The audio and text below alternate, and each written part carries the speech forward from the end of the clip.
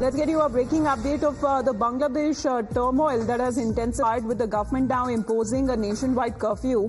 Army is to be deployed on the streets with more than 35 lives that have been lost in this violent anti-quota protest. Internet services, train and bus movement that has also been completely suspended.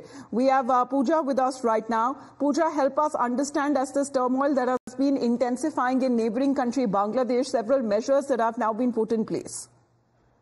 Well, absolutely. Bangladesh has been on the boil for the past 1 week in the run-up to the anti-quota protest. Remember, students have been out on the streets protesting against the quota and have been demanding a reform in the system and have been demanding that the job opportunities should be given based on merit.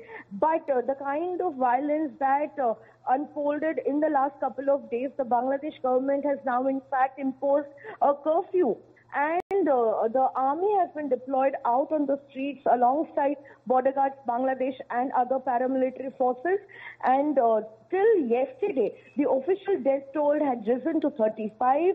At this point in time, Bangladesh continues to remain under a complete shutdown with no movement of train and buses.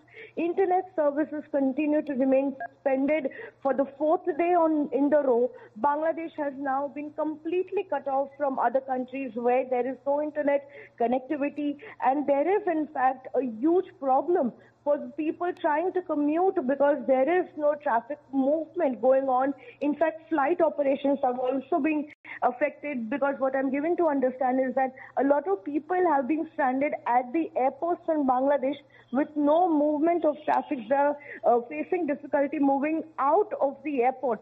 So at this point in time, Bangladesh continues to remain on the edge for the past 1 week. Right. But Pooja, what about the situation with regards to Indian nationals there? Well, the Indian embassy there, we have the Indian High Commission in Dhaka had issued an advisory for Indian students and Indian nationals working in Bangladesh, and helpline numbers were issued for them. A strict advisory was issued for all the students, asking them not to venture out unnecessarily and stay at safer places, and also reach out to the numbers which were issued in the advisory.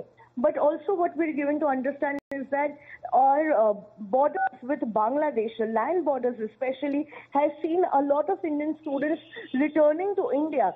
In Meghalaya, we've seen the CM Conrad Sangma sharing over 100 students which had crossed over from the Doki border and entered into Indian territory. And also BSF is now facilitating movement of stranded Indian nationals and Indian students and allowing them to enter the Indian territory with all the necessary documents.